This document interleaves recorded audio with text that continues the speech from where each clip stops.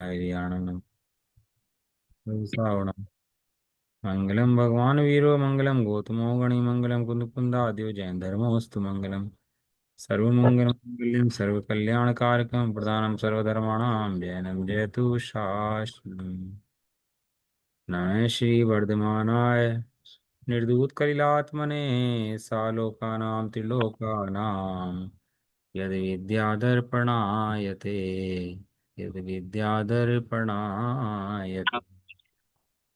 हम्म। आज अपना विषय 12 भावनाओं के ऊपर गोष्ठी। बहुत ही प्रमुख विषय है अपने जैन धर्म के अंदर। 12 भावना बहुत सुनते होंगे आप। 12 भावना, 12 भावना क्या होती हैं? 12 भावना कितने प्रकार की होती हैं, कैसे काम करती हैं, कैसे हम इनका प्रयोग कर सकते हैं, तो सारा प्रकरण मैं नहीं बताऊंगा, आप लोग बताओगे। क्योंकि ये तैयारी तो मेरे ख्याल से आप लोगों ने कर ली होगी। नाम भी आप लोगों ने पढ़ लिए होंगे कि भावनाएं कितनी होती हैं और कैसी होती हैं, और सबने अपनी अपनी भावना की तैयारी भी कर ली होगी। आ, तो सबको 5 मिनट, 7 मिनट, 10 मिनट जो भी मन करे तो बोलना है। जितनी भावनाएं आज हो जाएंगी 1 घंटे के अंदर, उतनी भावनाएं आज हो जाएंगी। और यदि कुछ रह गई तो कल कर लेंगे। कोई खींचतान वाला कोई काम नहीं है, जबरदस्ती मुझे जबरदस्ती खींचना है कि आपको जबरदस्ती खींचना है, ऐसा कोई भी वो नहीं। गोष्ठियों से फायदा ये होता है कि आपको समझाने की पावर आती है और आपके मन के विचार प्रकट हो जाते हैं। दो फायदे गोष्ठी के हैं। गोष्ठी से जो आप चिंतन करते हो, वो चिंतन आपका हमें ही पता लगता है कि वास्तव में सुन रहे हो या समझ रहे हो। क्योंकि विचारों की जो अभिव्यक्ति होती है वो शब्दों के द्वारा ही हो सकती है।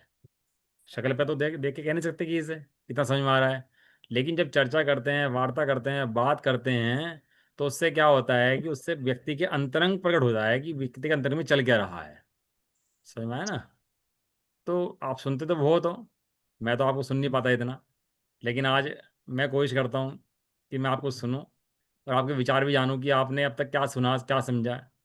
क्लास में बैठते किसी को 1 महीना हुआ, किसी को 2 महीने हुए, किसी को 1 साल हुआ, किसी को 2 साल हुए, कि पता लगना चाहिए कि वास्तव में समझ रहे हो, सुन रहे हो, कि वैसे ही चल रहा है। और ये यही पता लग पाएगा जब आप अपने विचार व्यक्त करोगे।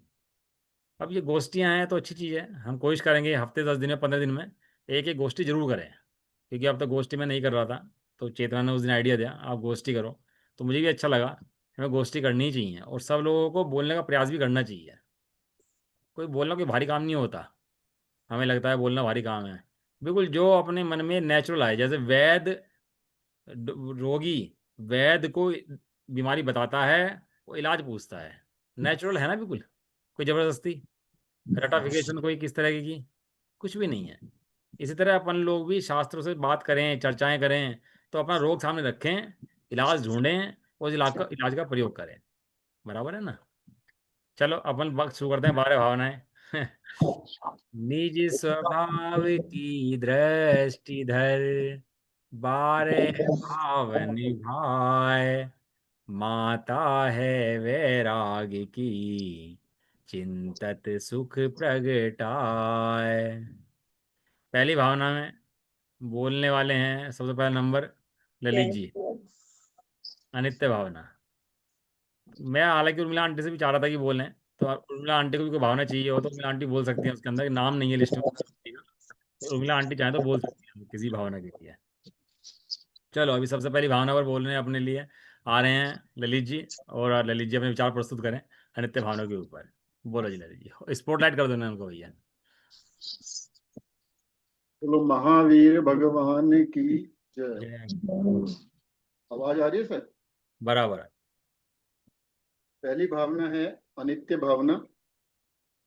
राजा राणा छत्रपति, हथियन के असवार, मरना सबको एक दिन, अपने अपनी बार भैया, अपने अपने बार। पहली भावना जो अनित्य भावना है, अनित्य भावना का अर्थ है संसार की क्षण भंगुरता, यानी अस्थिरता पर विचार करो। इसका मतलब है कि जीवन, यौवन, धन, संपत्ति आदि सब कुछ अस्थायी है और निरंतर परिवर्तनशील है। यह भावना में सिखाती है कि संसार में कुछ भी स्थायी नहीं है, सब कुछ बदलता रहता है, और यह विचार हमें सांसारिक वस्तुओं और रिश्तों में मोह कम करने में मदद करता है। हम कुछ उदाहरण से समझते हैं अनित्य भावना को। पहला है राजाओं का वैभव।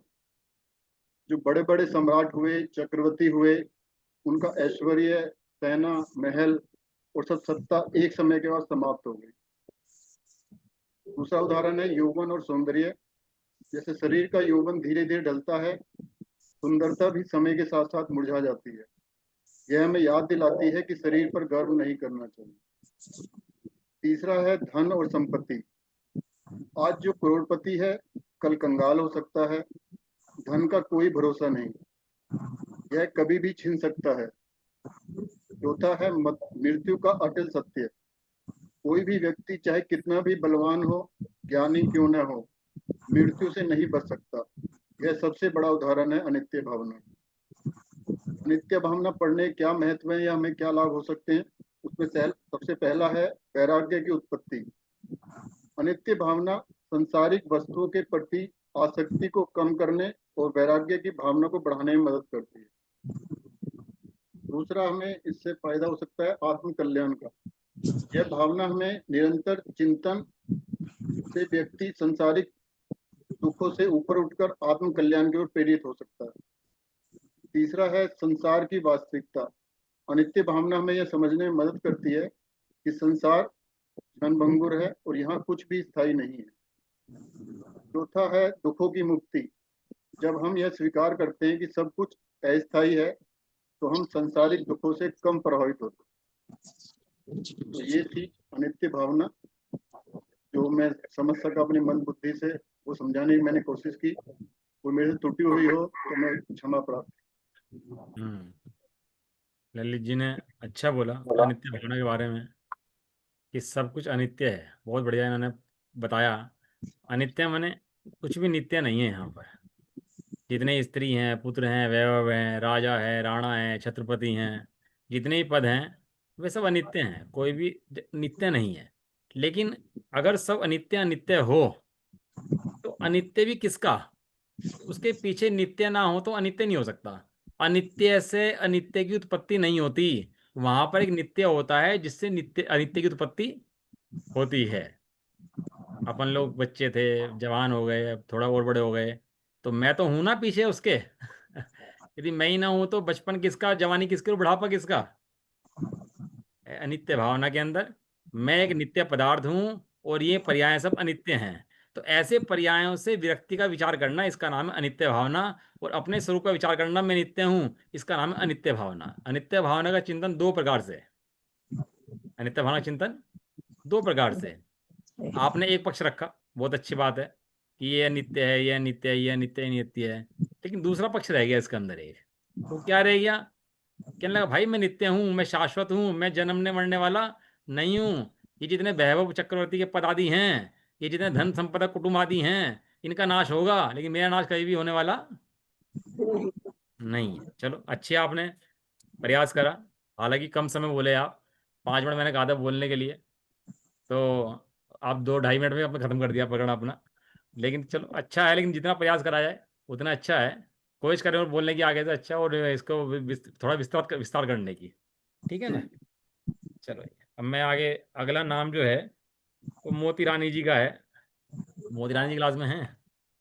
जी जय हाँ, मोती जिनेंद्र। रानी जी की भावना जो है अशरण भावना।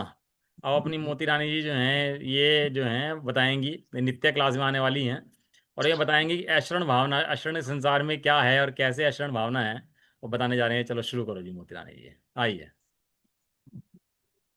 सभी को जय जिनेंद्र। जय। असंग भावना।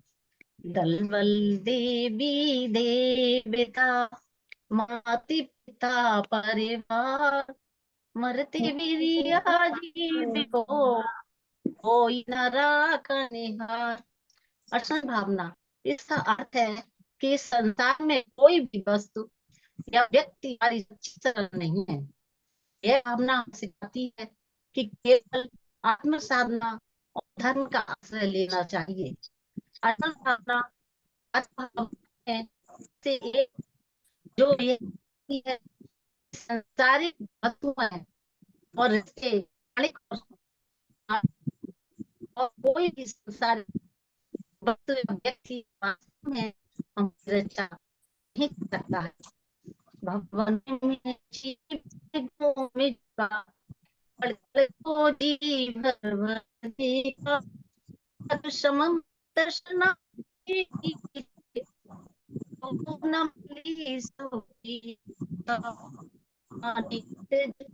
जग सपने सारे झूठी मन की आशाएं असरण सम्राट महाबल सेनानी उस क्षण को टाल सकेगा क्या।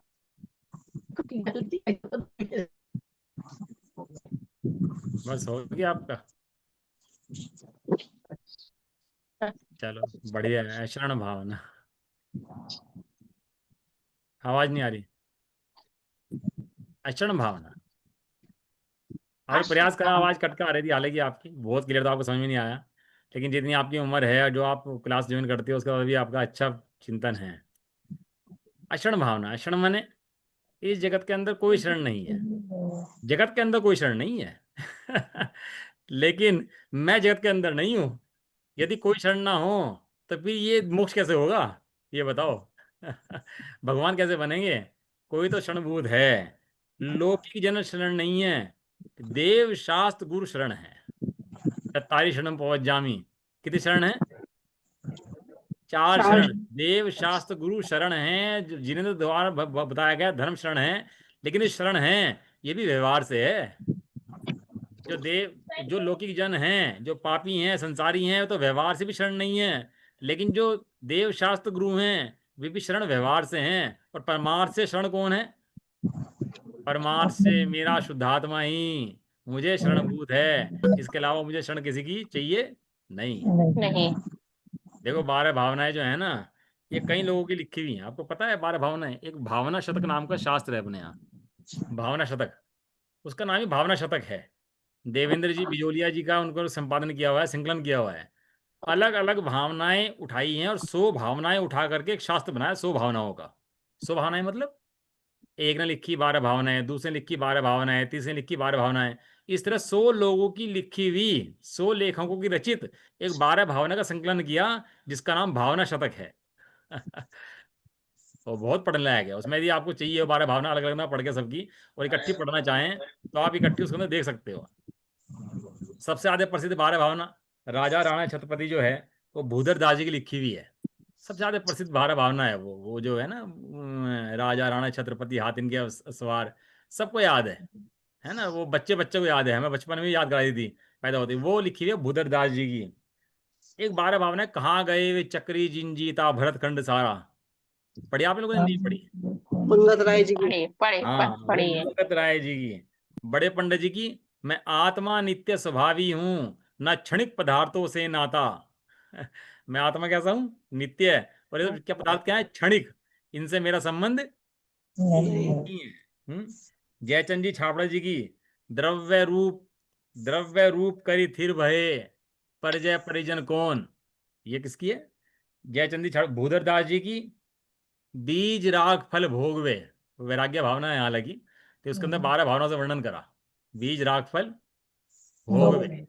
हाँ, उसके अंदर चक्रवर्ती का वर्णन करा, चक्रवर्ती को वैराग्य हुआ तो कैसे हुआ, उसके अंदर वो वर्णन आप पढ़ सकते हो वहां से जाकर के। एक 12 भावना है नयन सुखदास जी की, तो बहुत बड़ी 12 भावना है। सबसे बड़ी 12 भावना कोई है तो नयन सुखदास जी की है वो 12 भावना। एक लिखी है डॉक्टर साहब की, अंजुलि जल सम जवानी क्षीण होती जा रही। ये दौलत राम जी की, मुनि सकल वर्ती बड़ भागी। जो 5वीं ढाल है ना, वो 12 भावना की ही ढाल है। समझ में आया? चलो अपन बताएंगे इसके बारे में बीच बीच में। और जो लोग आप बोलो थोड़ा विस्तार दो बातों को अपनी, क्यों मन के अंदर डरो मत, कोई टेंशन नहीं है, सब अपने लोग बैठे हैं यहाँ पर। बिल्कुल ईजी हो गया, जो मन में विचार आते हैं आपके डेली चिंतन में, वो बोल दो आराम से, कोई दिक्कत नहीं। तीसरा नाम जो है मेरे पास, वो है सोनम जी का, अनित्य, ऐशरण और संसार। पहली 3 भावनाएं कौन सी हैं? अनित्य, ऐशरण, और तीसरी कौन सी है? संसार। संसार अनित्य है, ऐशरण है। इसे ऐसा समझ लो, संसार अनित्य है और ऐशरण।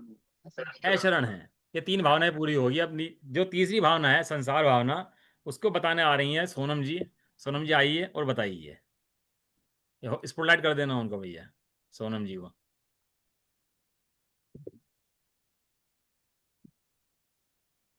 कहाँ है सोनम जी? है क्या क्लास में? है तो हाँ, अनम्यूट करो अपने को। हाँ बोलो। देखिए मैं यहाँ में आवाज क्यों नहीं आ रही है? आ रही है, आ रही है, आ गया। आ रही है, कल से आवाज नहीं आ रही है। तो माई नहीं जा रही है। हाँ, आ रही है। बोलो बोलो। आ रही है आवाज। आ रही है, बोलो। अच्छा, सभी को जय जैन भैया जी। जय जय जय। बोलो महावीर भगवान की जय। जय हो। दाम बिना निर्धन दुखी, निर्धन दुखी, तृष्णा बस धनवान, कहूँ न सुख संसार में, सब जग देखो छान। संसार भावना। संसार का मतलब बार बार जन्म लेना, मरना, दुख पाना और फिर से उसी चक्र में फंस जाना। शरीर शरीर के शरीर, रिश्तों, रिश्ता, पैसा, सब कुछ एक दिन छूट जाते हैं, लेकिन फिर भी हम इन्हीं में प्यार, इन्हीं से प्यार करते हैं और दुखी होते रहते हैं। ये भावना हमें समझाती है कि दुनिया में सच्चा सुख नहीं देती, दुनिया हमें सच्चा सुख नहीं देती। तीनों लोकों की तरफ पृथ्वी और स्वर्ग में भी असली शांति नहीं मिलती। बस मोक्ष की एक ऐसी जगह है जहाँ दुख नहीं होता।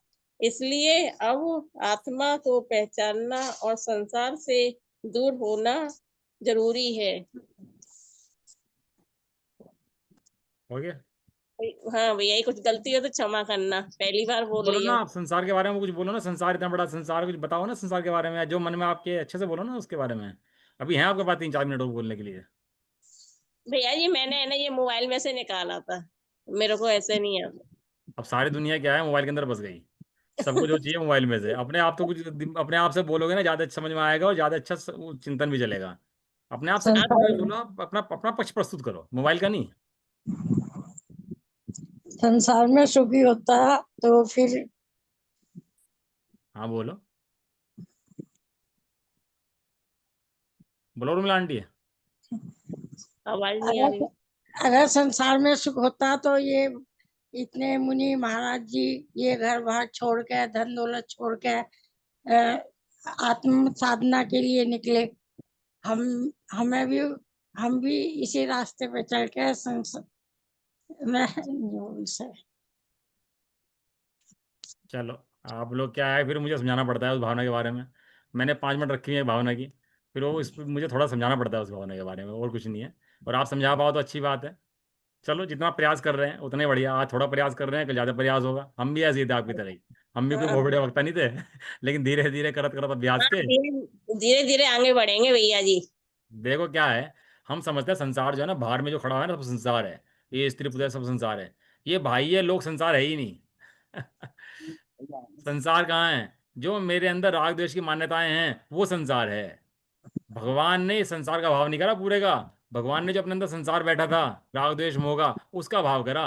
ये संसार इसका नाम नहीं है। अपने अंदर राग द्वेष भरे उसका नाम संसार है। मुझे कोई दुख दे नहीं सकता, मुझे कोई सुखी कर नहीं सकता। अपने को भूल कर मैं दुखी होता हूँ और अपने को याद करके मैं सुखी रह सकता होता हूँ। कोई मुझे सुख दुख देने वाला इस संसार के अंदर है ही नहीं। मेरा सुख मेरे से है, किसी पर से आता नहीं। नहीं है। ऐसा अपना सुख भोगूं, इसका नाम संसार भावना है कहीं बाहर से कोई दुख देने वाला मुझे है नहीं। अब पता है भावना जो होती है, भावना के नाम हो रहे हैं अपने यहाँ। कोई बताएगा भावना को क्या बोलते हैं? अनुप्रेक्षा। हाँ, बहुत बढ़िया। इसको द्वादश अनुप्रेक्षा बोलते हैं। जैसे अपन बोलते हैं अनित्य भावना, तो इसको अनित्य अनुप्रेक्षा। इसको ऐसा नाम भी बोल सकते हैं इसका। भावना कहो चाहे अनुप्रेक्षा कहो, दोनों बात एक ही है। भावना माने बार बार चिंतन करना, बार बार विचार करना किसी बात का, उसको बोलते हैं भावना क्या है कि मोह का संस्कार पड़ा हुआ है ना जीव को, बारंबार मोह का संस्कार, बारंबार मोह का संस्कार, उसके अगेंस्ट क्या करना है? 12 भावना का संस्कार देना है, चिंतन करना है, चिंतन करना है। ये भोग के अंदर सुख है, अंदर से आवाज आएगी भोग के अंदर सुख नहीं है, अनित्य है और अशरण है। बारंबार के चिंतन करना, अपने स्वरूप का विचार करना, इसका नाम 12 भावना है। चलो अपनी चौथी भावना, चौथी भावना जो है अपना, क्या नाम है चौथी भावना का? एकत्व भावना। देखो छांट के लिए, मतलब अपनी रुचि का विषय जीव खुद छाट लेता है। मतलब 12 भावनाओं में छटनी कर दी, कहला ये मेरी पसंद की भावना है। अच्छा कि सारी भावना ही वैराग्य की पोषक है। चलो, लेकिन जिसका जो विषय है भ्रष्ट का है, अच्छा है। दीपाली जैन आए और स्पॉटलाइट कर दो भैया, और बोलें कि एकत्व भावना के अंदर क्या बोलना चाह रहे हैं, बताओ। सभी को जय जिनेन्द्र। जय जय। मेरी भावना का विषय है एकत्व भावना। जन्मे मरे अकेला चेतन, सुख दुख का भोगी, और किसी का क्या एक दिन यह देह जुदी होगी। एकत्व भावना हमें प्रेरणा देती है कि हे जीव, तू जन्म समय में भी अकेला था और मरण समय में भी अकेला होगा। यहाँ तक कि जिस देह को तू एक मानकर अपनापन करता है, जो हमेशा तेरे साथ रहती है, वह भी एक दिन तुझसे जुदा हो जाएगी। तो सोच, जब ये देह अपनी नहीं तो इससे जुड़े सगे संबंधी तेरे कैसे हो सकते हैं, जिनके लिए तू रात दिन एक करके निरंतर जाने कितने पाप करता है, हिंसा करता है, झूठ बोलता है, चोरी करता है, परिग्रह जोड़ता है। परिग्रह की कोई सीमा नहीं। क्या कभी सोचा है इन पापों का फल मुझे अकेले ही भोगना होगा? कोई सगा संबंधी मेरा साथ नहीं देगा। दौलत राम जी छैडाला में कहते हैं, शुभ अशुभ कर्म फल जेते, भोगे जिए एक ही तेते, सुत दारा होए नसीरी, सब स्वार्थ के हैं भीरी। भाई, ये संसार एक मेला है।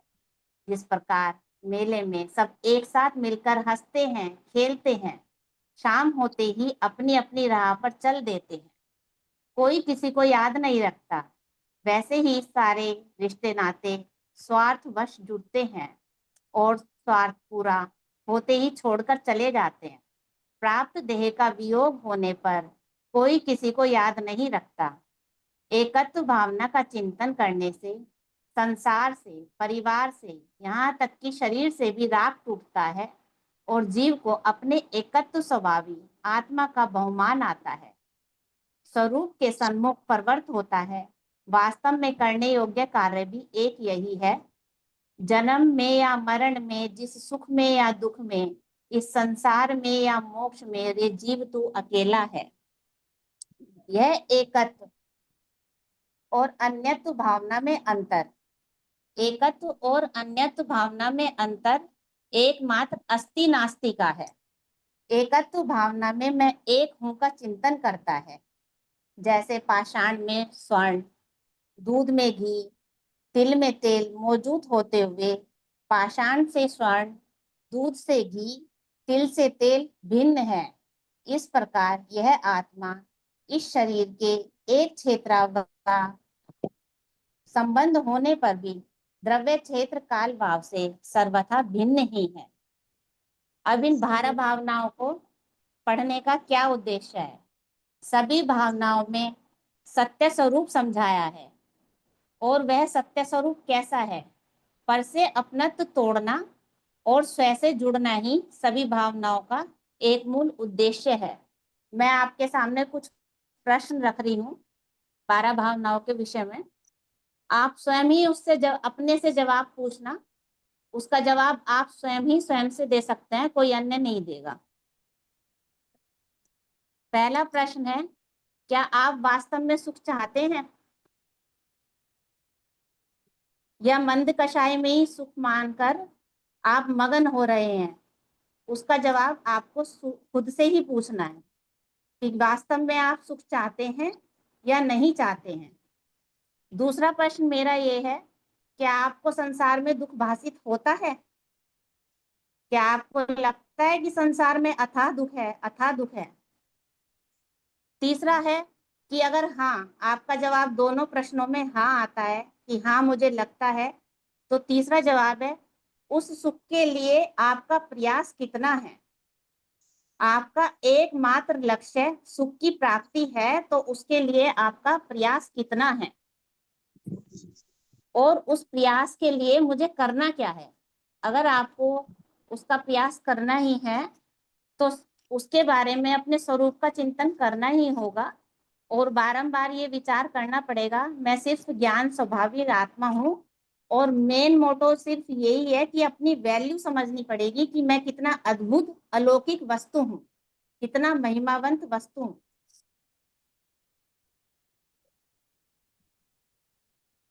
हमारी सबसे बड़ी कमजोरी क्या रहती है?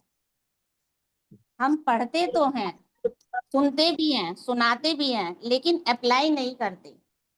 हमें बारंबार उस विषय का अभ्यास करना चाहिए, चिंतन करना चाहिए और घोलन करना चाहिए। यही इन भावनाओं का उद्देश्य है।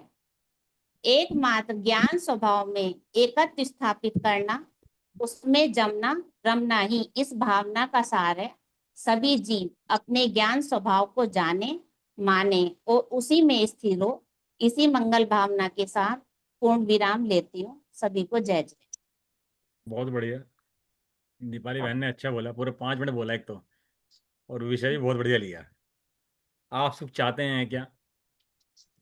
संसार में दुख लगता है क्या? और ये दोनों प्रश्नों का उत्तर आपका हाँ है। तो आप उसके लिए प्रयास क्या कर रहे हैं, या संसार में ही मग्न हैं? इतनी बातों का आंसर मिले तब जाके जीवों को 12 भावना समझ में आए। एकत्व, आचार्य कुंद कुंद का सबसे प्रिय शब्द कोई है तो एकत्व है। आप गाथाएं पढ़ लेना, समय सार जी, प्रश्न सार की सब गाथाएं आप पढ़ो, आपको एकत्व कई जगह मिलेगा। अहम एक को एकत्व। और इस एक के अंदर ही सारा का सारा जैन धर्म समाया है, वस्तु स्वरूप समाया है। जिसने एक समझ लिया उसने सब समझ लिया। एक है साध है सब सद है, एक है एक को जाना सो सबको जान लिया। क्योंकि प्रत्येक द्रव्य अलग अलग है, एक दूसरे में प्रवेश करता नहीं है। यही एकत्व भावना का सार है।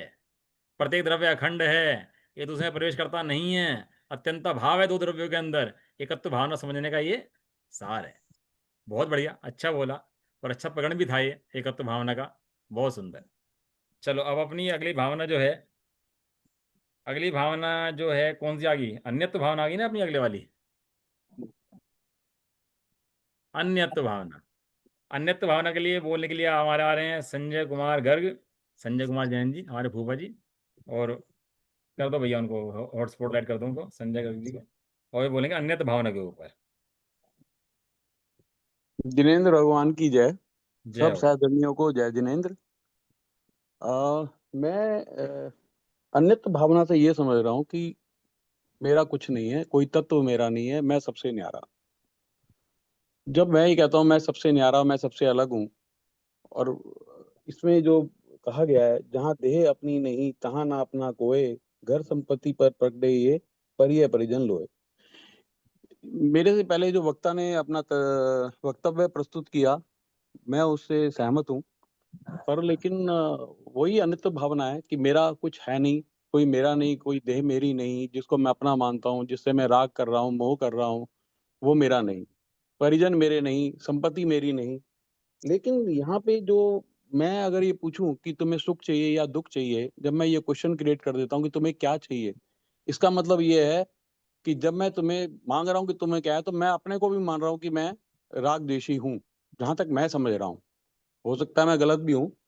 अगर मैं दूसरों के लिए पूछ रहा हूँ कि तुम्हें क्या सुख चाहिए, तुम्हारा सुख क्या है, अरे मैं अपना देखूं ना, मेरा सुख क्या है, मैं कौन, मैं सबसे अलग, मैं सबसे न्यारा। जब मैं ये समझ लूंगा कि मैं सबसे न्यारा और सबसे अलग हूँ, तो आप ये समझिए कि मैं दूसरों के बारे में भी सोच रहा हूँ, वो भी जीव है, वो पुद्गल अलग और जीव अलग, सबसे न्यारे हैं।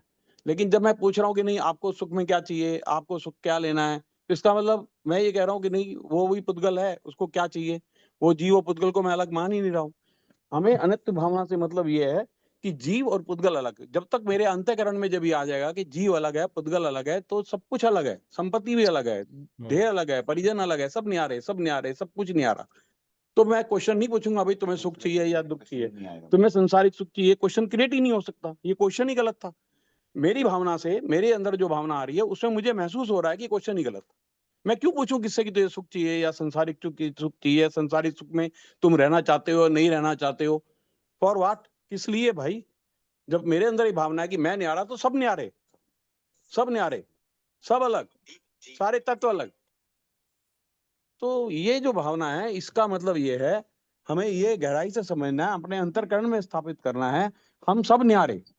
हम कोई किसी से ये नहीं पूछेंगे तू सुख किसमें जी रहा है, तो ये सुखी किसमें चाहिए। मैं क्वेश्चन क्यों पूछ रहा हूँ ये कि तू सुख है तो दुख है, मतलब ही नहीं। सब न्यारा है, कर्म न्यारे हैं। मैं किसी बंध में बंधना नहीं चाहता हूँ, ना किसी को बांधना चाहता हूँ, ना मेरी इच्छा होनी चाहिए अगर मैं संसारिक रूप में ये बात कहता हूँ तो। लेकिन जब मैं आध्यात्मिक रूप में बात कहता हूँ तो सब न्यारे। मेरा कहने का मतलब यही है कि ये क्वेश्चन जो मुझे थोड़ा सा, अगर मैं संसारिक रूप में बात कर रहा हूँ तो मुझे थोड़ा क्वेश्चन नहीं भाया कि मैं दूसरों से पूछूं कि सुख क्या है, दुख क्या है, तुम दुखी हो सुखी हो। अगर हमने आज तक शिक्षा ग्रहण करी जो आपसे पूछा है, तो उसमें यही समझ में आया कि मैं न्यारा। बस मेन शब्द ये है, पुद्गल अलग और जीव अलग। जब पुद्गल और जीव को हम अलग मान रहे हैं, और हमारा ध्येय यही है, 12 भावना का मतलब समझाने का ओवरऑल यही मतलब है, भाई जीव अलग पुद्गल अलग, तू सबसे न्यारा, तू सबसे अलग। तो मैं तो इसी भावना के साथ इसको कहना चाहता हूँ। आप कुछ कहना चाहेंगे? नहीं, कुछ कह दीजिए। नहीं अच्छा, आज ना मेरे साथ में राजेश जैन जी हैं, ये भी इस अच्छा, वक्त कुछ बोलना चाहेंगे। जो आपने जय कहा जय जय भाई साहब, जय जय। जय जिनेंद्र कर रहे हैं। जी जय जिनेंद्र। हाँ आप बोलो भाई मैं साहब, जो बोलो। है मैं जो है संजय जी की बात से पूर्णतः समर्थन करता हूँ कि अगर हम अपने आप को जीव मान रहे हैं तो दूसरे को हम जीव दृष्टि से ही देखेंगे, तो ये प्रश्न ही नहीं आना चाहिए कि तुझे दोनों संसार में दुख दिखता है क्या। तो हमारे को अपने अंतर में ही देखना है, और अंतर में क्या है, हमारे सिर्फ सुख ही सुख है। तो ये प्रश्न आना नहीं चाहिए कि भाई हमें संसार में दुख दिखता है, इसका मतलब हम संसार में, इंग्लिश में एक वर्ड होता है इंडल्ज, इंडल्ज हो रहे हैं। तो हम संसार से अगर अपने को पृथक मान रहे हैं तो हम सुखी तभी रह सकते हैं, और दूसरों को, दूसरे जीवों को भी हम तभी सुखी मान सकते हैं अगर हम उसे पृथक रूप से देखते हैं कि ये जीव है। तो बस अन्यत्व भावना जो है वो हर, अगर जीव में है अन्यत्व भावना, तो अन्यत्व भावना का मतलब ही यही है कि मैं बिल्कुल अन्य हूँ, न्यारा हूँ सबसे, और ऐसा ही मैं सबको मानता हूँ। बहुत सुंदर वक्तव्य आप लोगों ने दिया, आप लोग वास्तव में धन्यवाद के पात्र हैं। आचार्य कुंद एक शब्द मैंने बताया बहुत प्रिय है, एकत्व। और दूसरा शब्द बताता हूँ आपको, आचार्य कुंद का बहुत प्रिय है, उसका नाम क्या है? उसका नाम है विभक्त। एयत तम एयत विहत्तम दायम अपनो सविय वेण। एकत्व विभक्त आत्मा जो है वो सारभूत है, आचार्य कुंद ने लिखा एकत्व है। और एकत्व कैसा है? वो न पर के अंदर प्रवेश करता, न पर को अपने अंदर प्रवेश करने देता। समझ में आया? इसका नाम है अन्यत्व। अन्यत्व, अन्यत्व जो भावना वो किसी और की नहीं है, वो भी मेरी ही है। वो मेरी भावना क्या है कि किसी और को अपनी लिमिट के अंदर, अपनी सीमाओं के अंदर प्रवेश ना करने दूं, उसका नाम क्या है? अन्यत्व भावना। कैसे करेगा प्रवेश, ये बताओ ना। जब मेरे अंदर अन्यत्व नाम का भावना बैठी है तो प्रवेश कर ही नहीं सकती। ऐसा अन्यत्व भावना का सार है, और बहुत बढ़िया अन्यत्व भावना है भैया। जितनी महत्वपूर्ण एकत्व भावना है, इतनी ही महत्वपूर्ण अन्यत्व भावना है। ऐसा नहीं है कि वो कमजोर भावना है। क्योंकि हम अपनी सीमा में रहते हैं, बहुत खुशी की बात है, अपनी सीमा में रहो, लेकिन दूसरा हमारी सीमा में हस्तक्षेप ना करे, ये भी इतना ही महत्वपूर्ण है जितना अपनी सीमा में रहना महत्वपूर्ण है। समझ में आया? नहीं, बिल्कुल ठीक बात है, पर एकत्व भावना और अनित्व भावना में मूलतः मतलब इसमें फर्क क्या है, अंतर क्या है? कैसे समझें इसको और डीपली और गहराई से कैसे समझाएं कि एकत्व को और अनित्व को गहराई से कैसे समझ जाएं कि ये भावना जो है ये आपस में अलग अलग भावनाएं, और इनका जो एंड है वो सेम है, वो अलग है, वो अलग नहीं है मतलब। वो एकत्व विभक्त पढ़ो आप, कुछ देवी गाथा तो उससे समझ में आ जाएगा। आप 12 भावना पढ़ो। अच्छा आपने बोला, चलो है ना, अब थोड़ा आगे चलें इसके अंदर। अभी जो भावनाएं हैं अपनी, सपना जैन, आर्जा जैन, चेतना जैन, अभी इनसे बुलवाएंगे। पहले 9 नंबर की भावना जो है, पूनम जी, पूनम जी क्लास में है। देखो क्या है कि अपन लोग बैठते हैं ना, सब लोग तो चर्चा करते हैं अपन लोग, और टोटो में लिखा साधर्मी को तो चर्चा ही इष्ट है। आपस में चर्चा करने से ही वस्तु स्वरूप खुलता है और परिणाम अपने निकलते हैं, पता लगते हैं। तो इसलिए अपन लोग चर्चा करें, और चर्चा एक दूसरे को समझें कि दूसरा व्यक्ति क्या ना क्या चाह रहा है ना, और उसको समझ करके अपने जीवन में अप्लाई करने की कोशिश भी करें। हाँ जी पूनम जी, आप बोलो क्या कहना चाह रही हैं, आप, आपकी भावना कौन सी है? तो भावना भैया, बीच की भावना क्यों गायब कर दी? अभी भी बोल रहे हैं, अभी 1 मिनट में जरा कहीं कुछ काम में लग गए, अभी बुलवा रहा हूँ अभी थोड़ी देर में। हाँ, क्या क्या नाम है भावना का? 9 नंबर भावना लोक हाँ, भावना। तो लोक भावना के ना दो पक्ष हैं। एक तो रा आकार पक्ष, आकार हाँ। रूप पक्ष का, कि हम्म। लोक का अर्थ क्या है, और जो आगम पक्ष कह सकते हैं, और दूसरा लोक भावना जो है उसका भाव पक्ष है।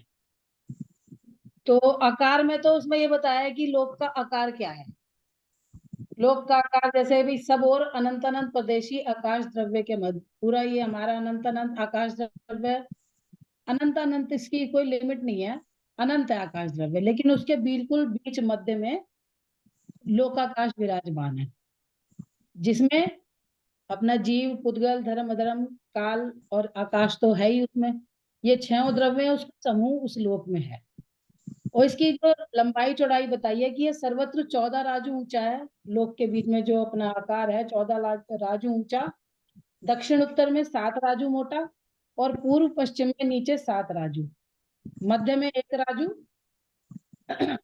और फिर जो उसका इस तरह से एक आकार आता है, वहां पर 5वां अपना स्वर्ग होता है, लोकांतिक देव जहाँ विराज रहते हैं। ब्रह्म स्वर्ग के अंत में 5 राजू, और लोक के अंत में ऊपर जहाँ सिद्धशिला होती है वहां पर 1 राजू चौड़ा है। थोड़ा सा ये बोरिंग भी लग सकता है, क्योंकि आकार पता नहीं सबको क्लियर है या नहीं है, पर फिर भी आकार में जो ये आएगा ये भी हमें जानना जरूरी है। फिर हमारे जो जम्बू द्वीप से बीचों बीच सुदर्शन मेरु है, उसके नीचे 7 राजू अधोलोक, और ऊपर 7 राजू ऊर्ध्वलोक है, और उसके मध्य में सुदर्शन मेरु में, जो हमारा सुदर्शन मेरु 40 योजन ऊंचा मध्य लोक में है। तो लोक में 6 द्रव्यों का परस्पर एक क्षेत्रावगाह मिलाप सहित अवस्थान है। एक क्षेत्रावगाह का मतलब यह है कि चप्पे चप्पे पे, एक एक प्रदेश पे 6 द्रव्य विराजमान है। ऐसा नहीं है कि भाई जीव कहीं अलग है, कल कहीं अलग है, धर्म कहीं अलग है, अधर्म कहीं अलग है। जैसे कि हम कोई शिकंजी बनाते हैं, तो शिकंजी की एक, या ठंडाई बनाते हैं, उसकी एक एक बूंद में, अगर हमने ठंडाई बनाई है तो उसकी हर बूंद में बादाम भी है, काजू भी है, मिश्री भी है, और जितनी भी चीजें जो कि हमने उसमें मिलाई हैं वो सब हैं। इसी तरह से लोक के हर अविभाज्य प्रतिच्छेद पर 6 द्रव्य एक क्षेत्रावगाह रूप होकर रह रहे हैं। तो अब इसमें जो 6 द्रव्य हैं उनका भी हमें थोड़ा सा वर्णन पता होना चाहिए कि आखिरकार इसमें 6 द्रव्य हैं कौन कौन से। तो संसार में जितने भी काम कोई भी करता है वो सुखी होने के लिए करता है, ये तो सभी जानते ही हैं। अभी सुख के बारे में बहुत लंबी चर्चा हो गई है। दूसरे से पूछने का मतलब, मेरा ख्याल जो मैं समझ रही हूँ, दीपाली जी ने ये नहीं पूछा कि तुम दूसरे सांसारिक सुख के लिए पूछो। देखो, जब हम मोक्ष मार्ग की बात करते हैं ना, सांसारिक सुख तो पहले ही छोड़ के आते हैं।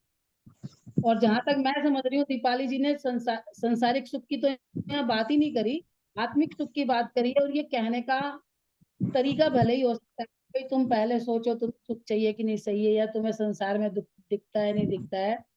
ये संसारिक सुख की बात नहीं है ये, और दूसरे से पूछने की भी बात नहीं है, ये अपने से ही पूछने की बात उन्होंने शायद पहले ही क्लियर कर दी थी। दूसरे से उन्होंने पूछा ही नहीं था, उन्होंने ये कहा भाई अपने आप पूछो, जहां तक मैं समझी। अगर मैं गलत हूं, आप सब विद्वान जी मेरे को क्लियर कर देना। तो मेरी बात भी यही है, सारे जन कोई भी काम करते हैं, करवट भी बदलते हैं, मैं अगर ये ऐसा हाथ भी उठा रही हूँ तो मैं सुखी होने के लिए उठा। तो जब हम सुखी होने के लिए सारे काम कर रहे हैं, तो इसमें सबसे पहले सुखी होना किसे है? उद्गल में तो अकल ही नहीं है, वो सुखी होएगा ही नहीं, ना धर्म ना अधर्म, आकाश काल, इन सब में चेतना गुण ही नहीं है, मतलब जानने का गुण ही नहीं है, तो वो सुखी होने का प्रयत्न भी क्यों करेंगे? और प्रयत्न करेंगे भी कैसे जब उनमें जानने की शक्ति नहीं है? जानने की शक्ति जीव में है। तो 6 द्रव्यों में इससे सबसे पहले जीव का नाम आता है। जीव जब आंख खोलता है, यदि जीव अनादि से शरीर के साथ है, और शरीर पुद्गल है, और इस पुद्गल रूपी इंद्रियां ही उसे मिली हैं। और जब वो अपनी इंद्रियां से देखता है बाहरी जगत में, पुद्गल ही पुद्गल दिखाई देता है। जीव और पुद्गल का अनादि से बिल्कुल संबंध है, जब तक कि जीव मुक्त ना हो जाए। तो इसलिए दूसरे नंबर पर हमने पुद्गल का ग्रहण हमारे आचार्य ने दिया। ये मतलब ये मैं अपनी तरफ से नहीं दे रही, आचार्यों ने इसकी श्रृंखला इसी तरह से दिया। सबसे पहले जीव, फिर अजीब, फिर बाद मतलब अजीब का हो पुद्गल का हो, वैसे तो अजीब में और बाकी भी आएंगे। फिर इन दोनों जो जीव और पुद्गल हैं, ये दोनों ऐसे द्रव्य हैं जो गमन और आगमन करते हैं। बाकी जो 4 द्रव्य हैं वो तो सदा स्थिर है। तो जब ये गमन और आगमन करते हैं, कोई जाता और आता है, तो जाते आने के लिए कोई चीज की जरूरत पड़ती है। हम चाहे कोई वाहन भी ना लें तो पैरों से तो जाएंगे ही, पैरों से नहीं चल सकता तो कोई बैसाखी से चलेगा, मतलब कोई ना कोई चाहिए उसे। तो इन दोनों के गमन में एक अदृश्य शक्ति होती है जो हमें अपनी आंखों से दिखाई नहीं देती, लेकिन अगर हम सब बुद्धिमान है, अपनी बुद्धि से सोचे तो भाई कुछ तो चीज होगी जिससे हम चलना चाहते हैं तो चल पड़ते हैं, और रुकना चाहते हैं तो रुकते हैं। ऐसी क्या चीज? तो जब हम चलना चाहते हैं, चलते हुए को चलने में एक द्रव्य सहायक है, उसका नाम है धर्म द्रव्य। और चलते चलते हम कभी ठहरना भी चाहते हैं तो हम ठहर भी चलते। वो जो ठहरने में सहायक है उसको अधर्म द्रव्य कहते हैं। इसके बाद क्योंकि अगर अधर्म द्रव्य ना हो तो हम तो चलते ही जाएंगे, चलते ही जाएंगे, ठहरेंगे कैसे? तो ठहरने के लिए एक द्रव्य है जिसका नाम है अधर्म। उसके बाद सभी हम देखते हैं कि हमारा हर समय कुछ ना कुछ परिणमन होता है। एक बच्चा पैदा होता है, फिर बड़ा होता है, भाई 1 महीने का, 2 महीने का, 6 महीने का, 50 साल का, 100 साल का, सब एक वर्तना चल रही है, मतलब एक कुछ ना कुछ क्रिया चल रही है। कोई चीज आज नई है, कल पुरानी हो गई। तो ये सब चीज की जो वर्तना में, इसे वर्तना शब्द दिया है आचार्यों ने। वर्तना मतलब किसी कार्य के परिणमन होने में एक और चीज है जिसको कहते हैं काल द्रव्य। व्यवहार में तो एक घंटा, घड़ी कह देते हैं ना, इतने बज के इतने मिनट हो गए, इतने सेकंड हो गए। लेकिन ये जो घंटा घड़ी है ये तो व्यवहार में बताया है। जैसे कि आंख से तो ये हमारे बाहरी उपकरण है व्यवहार से, लेकिन अंदर में अगर हमारे अंदर देखने की शक्ति ना हो तो हम कैसे देखेंगे? तो ऐसे ही एक निश्चय काल द्रव्य है ये घंटा घड़ी है, ये व्यवहार काल। और जो निश्चय है जिसकी वजह से ये वर्तना क्रिया हो रही है वो निश्चय काल द्रव्य होता है। और उसके बाद जहाँ हम सभी रह रहे हैं, यहाँ से यहाँ तक मैं ये हाथ हिला रही हूँ, तो कोई एक खाली स्थान है ना, जो खाली स्थान जिसको बोलते हैं स्पेस इंग्लिश में, या आकाश, ये आकाश द्रव्य है। तो ये 6 की व्याख्या हुई, जीव, पुद्गल, धर्म, धर्म, आकाश और काल, जिससे कि इस लोक का आकार बनता है, स्वरूप बनता है। तो ये तो एक आगम पक्ष हो गया। इसके बाद इसका भाव पक्ष थोड़ा सा हम डिस्कस कर सकते हैं अगर समय हो, अगर अध्यक्ष महोदय कहें नहीं तो। नहीं, आप भाव बोलो। आप एक्चुअली क्या है, हम चर्चा करने के लिए तो बैठे हैं, और किसी के लिए बैठे हैं? आज नहीं पूरी हुई, कल पक्ष, पूरी कर लेंगे। हमें कोई जल्दी थोड़ा ना है पूरी करने की। आप बोलो, कोई बात नहीं। तो ये तो इसका आकार पक्ष और आगम पक्ष हुआ। इसके बाद इसका भाव पक्ष भी है कि आखिरकार हम ये सारी चर्चा कर क्यों रहे हैं भाई, इससे हमें फायदा क्या? प्रत्येक को अपना अपना देखना, कोई किसी को यहाँ पर उपदेश देने के लिए बैठा नहीं, ना उपदेश देने की हमारी सामर्थ्य है, वो तो आचार्य ही दे सकते हैं। तो इसके बाद जो इसका भाव पक्ष है कि भाई क्या है ये, फिर इसको किसी ने बनाया नहीं। कोई क्या कहता है ब्रह्मा जी ने बनाया, शेषनाग के ऊपर रखा है। फिर उसके साथ बहुत सारे क्वेश्चन उठ जाते हैं, ब्रह्मा जी ने बनाया तो ब्रह्मा जी किसने बनाया, और ब्रह्मा जी ने अगर बनाया तो कहाँ बैठ के बनाया। तो ये सारी चर्चा है। इससे अगर हम थोड़ा सा ध्यान से पढ़ें तो पता चल जाएगा कि भाई ऐसे ढूंढते जाएंगे, ब्रह्मा जी ने बनाया तो जिसने बनाया उसको किसने बनाया, फिर उसको किसने बनाया, तो एक ये अंतहीन सिलसिला चल जाएगा प्रश्नों का। तो हमारे आचार्यों ने बिल्कुल सटीक आंसर दिया, भाई इसको किसी ने नहीं, ये अपने आप सब सब सत्ता सब चीज जितनी भी हैं वो अपने आप ही बनी है। अभी भाई साहब ने बताया ना, किन्हू ना करे ना धरे को, सब षट द्रव्यमयी इस जीवन को। तो किसी में किसी ने किसी को नहीं बनाया, कोई किसी के आधार नहीं है जगत में, सब अपने आधार हैं। और सब अपने अपने कर्मों के भी स्वयं जिम्मेदार हैं, और अपने आप ही हम उसका भुगतान करेंगे। किसी दूसरे से किसी चीज का कोई लेना देना नहीं है। एकत्व भावना भी आ जाती है, अन्यत्व भावना भी आती है, और लोक भावना भी आती है कि ये लोग अनादि अनंत अकृत्रिम, किसी ने बनाया नहीं है, किसी ने धारण नहीं किया हुआ, और कोई इसे नष्ट करने में भी समर्थ नहीं है। इसलिए देखो, जब मैं किसी का कुछ बिगाड़, जैसे मैं कहता हूँ मैं कोई किसी का नहीं है इस जगत में, भैया मेरा तो कोई नहीं है, तो इसमें एक निराशा भावना आती है। लेकिन भाई मैं किसी की तो कोई दूसरा भी तो मेरा नहीं है। मैं दूसरे का अगर भला बुरा नहीं कर सकती तो दूसरा भी तो मेरा भला बुरा नहीं कर सकता। बात तो दोनों तरफ से है ना। तो फिर तो कोई डरने की बात ही नहीं है, और ना कोई घमंड करने की बात है, ना कोई दीनता की बात है। सभी स्वतंत्र हैं ना अपने लिए, और सभी जो कुछ भी कर रहे हैं अपने लिए कर रहे हैं। तो इसे लोक अनुप्रेक्षा, अनुप्रेक्षा मतलब किसी बात को गंभीरता से बारंबार विचार करना। गंभीरता से अगर हम उसका बारंबार विचार नहीं करेंगे तो उस वो बात का हमें कोई फ्रूटफुल नहीं होगी वो बात हमारे लिए। ऐसे ऊपर ऊपर से भी सागर में से भी अगर हमें रत्न मिलने लेने हो तो डूब के गहराइयों में जाना पड़ता है। उथले उथले में तो वो सीप कौड़ी मिलेंगी, उसकी कोई कीमत नहीं, वो तो यूं ही भटकती फिरती हैं। तो ऐसे ही ये अनुप्रेक्षा का मतलब यही है कि अगर तुम्हें वास्तव में जो ये मनुष्य भव मिला है इसके इसमें से कुछ रत्न चाहिए तो रत्न के लिए गंभीर गंभीर चिंतन बारंबार हमें करना होगा। और जो आचार्यों ने इसके बारे में बहुत सारी बातें समझाई हैं, तो भाई ये अनादि अनंत है, लेकिन इस लोक से आत्मा को कोई सुख नहीं है। इसलिए इस लोक में हमें रचना बसना नहीं है, लोक समझने के लिए है। शाश्वत सुख तो प्रत्येक आत्मा को अपने आप से ही मिलेगा और अपने आप में डूब के मिलेगा। इस लोक में मुझे खुद को ढूंढना है, एक तरह से ये समझ। इस लोक के स्वरूप में, इस त्रिलोक में कोई वस्तु स्थायी नहीं है। जितने भी हमने वर्णन किया, त्रिलोक का वर्णन करने चलो तो बहुत लंबा वर्णन हो जाएगा। ऊपर स्वर्ग है, नीचे नरक है, मध्य में अपनी ये जम्बू सारे द्वीप समुद्र हैं जिसमें मनुष्य विराज रहते हैं 2.5 तक। तो ये तो मेरे ख्याल से सबको दिनों से हम सब कर रहे हैं। और इसमें ये भी सबको दिख ही रहा है, अगर थोड़ा सा भी हम चिंतन करें कि इस लोक में कोई वस्तु स्थायी नहीं है, ना तो कोई संबंध स्थायी है, ना कोई शरीर स्थायी है। चाहे वो तीर्थंकर का भी शरीर हो, जिनकी हम इतनी पूजा करते हैं, बताओ किसी तीर्थंकर का शरीर है क्या? कोई शरीर स्थायी नहीं है। तो किस शरीर से प्रेम करें, किस अवस्था से प्रेम करें, किस संबंध से प्रेम करें? आज वही संबंध मुझे इतना प्यारा लग रहा है, कल उसी संबंध को मुझे घृणा होने लगती है, गुस्सा होने लगता है। आज तूने मेरी बात नहीं मानी, आज तू मेरा कौन, मैं तेरी कौन, और आज तेरे बगैर मैं जी ना सकूं, मैं तेरे बगैर तू और मैं मिलके एक हो जाए। भाई ये झूठी दृष्टि हटाओ लोक से, तू और मैं मिलके एक हो जाएं अगर, तो भाई ये सारा जगत गड्ढम गड्ढ एक गड्ढा सा हो जाए, एक एक गुट्ठा बन जाएगा एक चीज का। क्योंकि मान लो मैं अगर ए अगर बी रूप हो गया तो फिर बी सी रूप हो गया, तो सी डी रूप हो गया, तो फिर तो सब मिलके एक ही हो गए। तो इससे ये पता चल जाता है सब पृथक पृथक हैं और सबको पृथक पृथक अपने में ही काम करना है। ना कोई संबंध, ना कोई शरीर, ना कोई अवस्था, कुछ स्थायी नहीं है। जीव मोह के वशीभूत होकर इसे अपना मानता है और अनादि से भटक रहा है। यही बंधन का मोक्ष, मोक्ष ही आत्मा का स्वाभाविक स्थान है, ना कि ये लोक। ये लोक जानने रूप है, रमने रूप नहीं है।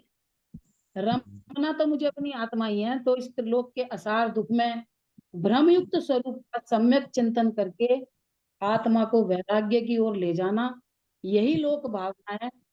और मैं जीव इसमें अज्ञानवश अनादि से उलझाऊं। अब जागने का उचित समय आ गया है। सर्व सुलभ समागम मिल गए हैं, ऐसे बताने वाले गुरु मिल गए हैं, परंपराचार्य गुरु मिल गए हैं, कुंद कुंद की वाणी मिल गई है। तो अब मैं शीघ्र से शीघ्र अपना कल्याण करूं। मेरे ख्याल में यही लोक भावना का स्वरूप है। बहुत बढ़िया।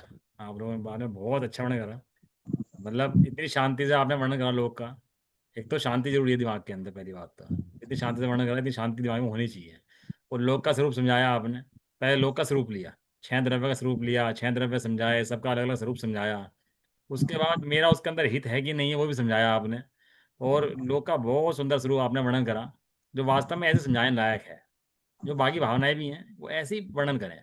हमें एक दूसरे के ऊपर कोई कटाक्ष करने तो बैठे नहीं है, एक दूसरे की कमी देखने नहीं बैठे हैं। हम तो अपनी कमी निकालने बैठे हैं। हमें अपना चिंतन दिखाना है, दूसरे की कमी थोड़ा दिखानी है। इसलिए हम अपनी चिंतन पक्ष को प्रस्तुत करें और 12 भावनाओं का वर्णन इसके द्वारा समझें, है ना। चलो अभी तो समय हो गया, थोड़ा सा मैं प्रकरण पढ़ाता हूँ। भावनाएं बहुत तरह की होती हैं हमारे यहाँ। हमारे यहाँ जैन धर्म में ना, आप पढ़ोगे रत्न शावाचार, तो उसमें 6ठा अधिकार लिखा है सदाशिव जी ने, भावना अधिकार। वो सबसे बड़ा अधिकार है अपने यहाँ। कुछ शावाचार के अंदर जितने अधिकार लिखे हैं, सबसे बड़ा अधिकार का नाम भावना अधिकार है। भावना अधिकार के अंदर 12 भावना होती हैं, 16 कारण भावना होती हैं, मेरी भावना होती है, वैराग्य भावना होती है, और भी अनेक भावनाएं उसके अंदर लिखी हैं। ऐसी भावनाएं भी बहुत प्रकार की होती हैं। और उन भावनाओं को बारंबार अपने हित के लिए बारंबार हम चिंतन करें। तो ऐसा समझ करके अभी 5 भावनाएं हमारी रहेगी। बोधि दुर्लभ भावना, धर्म भावना, और आश्रव, संवर और निर्जरा भावना। इनकी 5 भावनाओं की चर्चा अपन लोग कल करेंगे। जैसे आज आप सब लोग आए हैं और चर्चा करी है और एक दूसरे के विचार समझे हैं, कल भी आप लोग सब आए और एक दूसरे के जो विचार रह गए हैं वे समझें और अपना कोई वक्तव्य देना चाहें तो वो उसमें दे सकते हैं, ठीक है ना। अभी इस सभा ही समाप्त करते हैं और कल फिर अपन लोग सेमी समय पर आते हैं और फिर चर्चा को आरंभ करते हैं अपनी। नवीन भाई, मुझे तो आपने संसार भावना का विषय दिया था। आपका नाम है, आपने ग्रुप पे पढ़ते नहीं हो क्या? आप ग्रुप पे आया होगा ना आपका, आपका नाम है धर्म भावना के अंदर। मैं मुझे इनकी ना संसार सबकी भावना फोटो खींच रहा हूँ। धर्म के बारे में देखेंगे। हाँ देखेंगे, पढ़ लो ना आप अच्छे से। अच्छा वो आपका नंबर आज नहीं आया तो आप तैयारी कर लो अच्छे से और बहुत शांति से बोलो। ठीक है। सबसे पहले शांति होनी चाहिए दिमाग के अंदर, कोई हड़बड़ाहट नहीं, कोई ऐसे कोई यहाँ कोई भाग नहीं रहे, घोड़े नहीं खुल रहे किसी के। बहुत शांति से बोले सब लोग, अपना आराम, जो भी चिंतन पक्ष अपना है उसको पुष्ट करें अपना, ठीक है ना। चलो, मैं गया था गोष्ठी में वहाँ हस्तिनापुर, वहाँ विद्वानों की गोष्ठी हो रही थी और वहां पर हो क्या रहा था, एक विद्वान बोले तो दूसरा उसकी कमी निकाले, दूसरा बोले तीसरी उसकी कमी निकाले। भाई साहब भी गए थे हमारे गुरुजी, वे भी बैठे हुए गोष्ठी देख रहे थे। बाद में कहने लगे गोष्ठी है कि क्या है, भैंस है। गोष्ठी में भैंस थोड़ा ना होती है, गोष्ठी में तो अपने विचारों का पक्ष प्रस्तुत किया जाता है सब लोगों के द्वारा और अपने विचारों को प्रस्तुत करना चाहिए, ठीक है ना। चलो मुझे मेरे लिए आपने विषय रखा धर्म भावना का। मैं बता देता हूँ किसका विषय कल क्या रह गया, एक बार सब लोग भैया सुन लो। आपने बताया कि 5 भावनाएं, 5 भावनाओं के अंदर सपना जैन आश्रय भावना, आर्जव जैन संबर भावना, चेतना जैन निर्जरा भावना, बोधि दुर्लभ वीर जैन, धर्म भावना अजय जैन। ये अशुचि भावना नीचे क्यों आ रही है? 6 रह गई जी। एक रह गया अशुचि भावना, ये नीचे क्यों आई बाद में अशुचि भावना, समझ नहीं आया। ये गलत लिख दी शायद उसने नीचे, एक बुआ जी का रह गया, 6 रह गई फिर ये। आज 6 भावनाएं पूरी हुई ना, 6 भावनाएं रह गई। बुआ जी का टॉपिक पहले आना चाहिए था, बुआ जी का टॉपिक रह गया और नीचे उसने नंबर में गलत दे दिया उसने, नीचे लास्ट में जो कि 6 नंबर आना चाहिए था उसने 12 नंबर पे लिख दिया उसको। ये जो क्रम में नहीं आ पाया इसलिए वो उसका नाम रह गया, नहीं तो आज बुआ जी का नंबर आता और वो पूनम जी का नंबर कल जाता। लेकिन जो भी क्रम है व्यवस्थित है, अव्यवस्था तो हम समझते हैं, अव्यवस्था कुछ भी नहीं है, सब व्यवस्थित सब है। निश्चित है, सब निश्चित है। हाँ सब व्यवस्थित है। सब ऐसे ही होना था। ऐसे ही होता था, वही होता। चलो कल सब लोग चर्चा करते हैं इसको, कल गोष्ठी को पूरी करते हैं अपनी, ठीक है। निज निधि निज में बताई, यह अनंत उपकारी है उनके लिए जिनवाणी नाश नो वर्णो कारण होय।